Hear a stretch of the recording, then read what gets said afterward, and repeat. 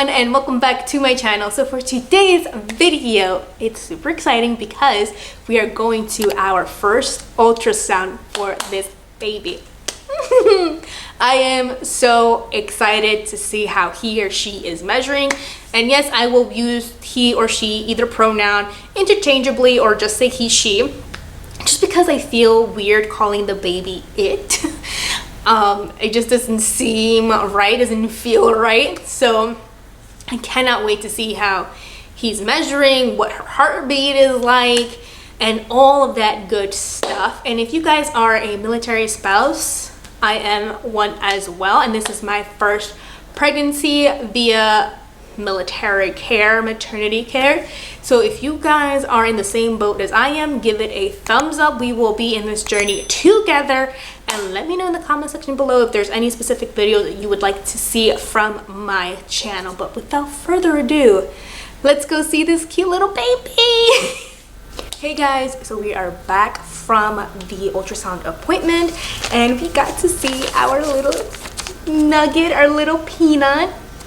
He or she is measuring about 3 centimeters, so very actually less than 3 centimeters. It's 2.97 centimeters, so very tiny right now. And we do not know his or her gender. I'm 10 weeks tomorrow, so that means we still have maybe about another 6 to 10 more weeks before we can actually find out his or her specific gender.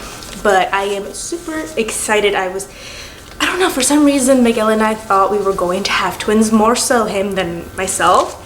He was just like, oh my god, if it's twins, I don't know what we're going to do. It's gonna be crazy. I'm like, well, having 2 kids right now under the age of 5 is gonna be nuts. So I don't know, but I'm glad the baby is healthy. The heartbeat was measuring at, I think she said 175 or something like that, which the midwife did say that the heart would mellow out anywhere from like 117 to like 140 or something like that. But I did record the ultrasound, and I will be inserting the clip right now. We like baby's heartbeat, and we were definitely moving that hand up and down. Baby, say hi to you. It's going hi. Look at me. Yeah. So I'm not quite big enough to play yet, but soon. Let's see if we can get this heartbeat where I can hear it a little bit better.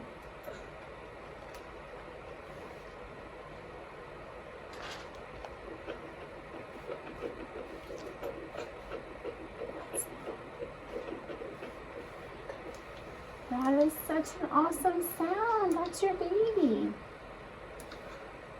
What do you think about that? 175 today, which is normal. They'll slow down usually by your next visit. They're typically between 110 to 160 beats a minute. I was so happy that Miguel and Riley were able to go in. I didn't think that they were going to allow them, just because we are, well, this pregnancy, this time around, it is at a military base. I am getting, you know, maternity care via the military, which is something very new for me. And I didn't think that they were going to allow them in. And I didn't even bother to bring in my camera just because I didn't know if we were going to be allowed to record or not. So I just recorded the ultrasound off of my phone. But like I said, I was so happy that they were able to go in, more so Riley, just so that she could start getting acclimated to the idea that she's going to be an older sibling.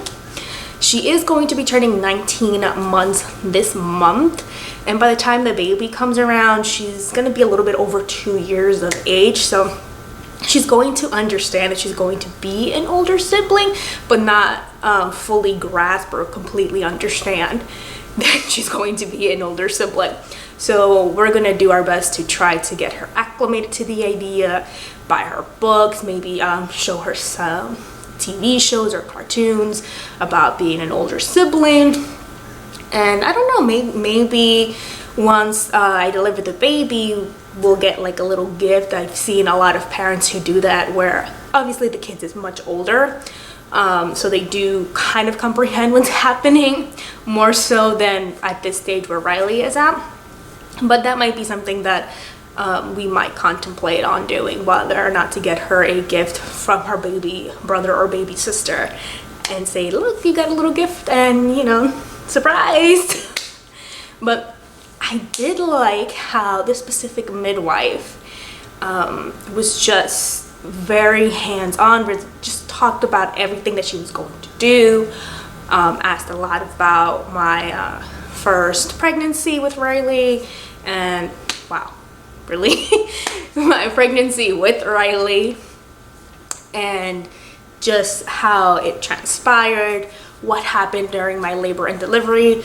You guys do not know what happened because I did start my channel once Riley was already here, but I did have a blog, which I should probably start doing more often now. But in that blog I did talk about my weekly updates with my pregnancy and what happened during my labor and delivery. It was kind of dramatic, to say the least, but you know, we made it through. And here I am, obviously pregnant and ready to go for a second round. But nonetheless, she did ask what happened, why did I end up with a C-section, and if I wanted to try for a VBAC. And that is like the #1 thing, aside from obviously wanting the baby to be healthy and just a-okay, nothing wrong. But I do want to try this time around to have a VBAC. And if you guys don't know what a VBAC is, it's a vaginal birth after a C-section. So I did have to go downstairs to the first floor and request medical records from the hospital where I gave birth. So I did that. I also got my nausea medication, which I don't have around me. Hold on just a second. So I have the medication, and truth be told, I should have picked this up 2 weeks ago when I was actually prescribed this, but I had my appointment, what was it? My first appointment on a Friday, and it was already like 12 o'clock, so people were already either at lunch or going to lunch at that point. And if you guys have ever been to a military-based pharmacy, you guys will be there for quite some time. And at that point, Riley was down going for her nap, but she actually fell asleep one time when we were waiting there. So I just decided, oh, I'll pick it up the next day, and I never did. I completely forgot about it. So don't be like me, just pick it up or set a reminder on your phone to go pick up your medication. But I was prescribed Unisom, so this is to take it for once every night for the nausea. And then I got prescribed I am no medical student or doctor, so this is going to be butchered. Pyridoxine is just B6. It's supposed to help with the nausea and vomiting. So I'm supposed to take 1/2 of this, or half a tablet, 3 times a day. So a tablet and a half basically. And then the Unisom at night. I was told to take it at night just because it does give you some side effects like very drowsiness and sleepiness. So I will be taking it at night, not in the morning when, you know, I need to have all this energy for Riley. But I really did enjoy my appointment with the midwife because she was very thorough. She did ask about the VBAC, like I said, and she really just, you know, wanted to get my whole medical history. Then we did the ultrasound, as you guys saw. Sorry, you guys, Riley did wake up from her nap, and I brought her from her bedroom to the living room and turned on the TV, put on Sesame Street. Right now Elmo is on, so hopefully that keeps her distracted long enough so that I can finish the latter part of this video. But as I was saying, the midwife did give me some guidelines and things I should do and things I should avoid while the coronavirus is going around. Here in our immediate area, there haven't been any cases, but there have been cases in Atlanta and Orlando. We haven't been to Orlando, but we have been to Jacksonville. So she just said, you know, just take some precautions and just avoid traveling if it's not necessary. So that does change a couple of our plans. I was hoping to go back for my nephew's birthday. It's the end of this month, but they're celebrating it next month. But with everything that's going on right now, I think it would behoove me to just stay put and not go to the airports where it's germ infested. Thank you, mommy. But yeah, so she did say, you know, use bleach, Clorox, Lysol to use it in our kitchen and our bathrooms and sinks, because those are the most places where a lot of germs and bacteria and viruses tend to live. And when we do use these products, to let it sit for a while before wiping, because that is probably the most effective way of killing both the viruses and bacteria in those places. And when she said to avoid contact What she meant is obviously if there's a person that is infected or is showing symptoms, to not come in contact with that person, just because, you know, I don't want to become infected with the coronavirus. If that were to happen, I should, you know, seek medical treatment. But also if I, you know, am asymptomatic, which means that the symptoms have not manifested itself, then I should just self-quarantine and avoid contact as much as possible with Riley and Miguel so that they don't also catch it. But if I do manifest symptoms, to obviously seek medical treatment. So she did provide that, yes. You want to sit down? Okay, sit down. So she told us about that. And not gonna lie, it's a little bit scary, but not to the point where we're going out and buying tons and tons of toilet paper and water, which have really nothing to do with avoiding the coronavirus. Yes, mommy. But, you know, it is something to really be alert and be precautious about. So definitely, you know, look up CDC reports. Yes, mommy, on how to avoid catching the coronavirus and what you should do if you should become in contact with them. The midwife did mention that they do have lactation services. The 2 lactation consultants that were on base both retired coincidentally at the same time, and they haven't been able to replace them as of yet. Go figure.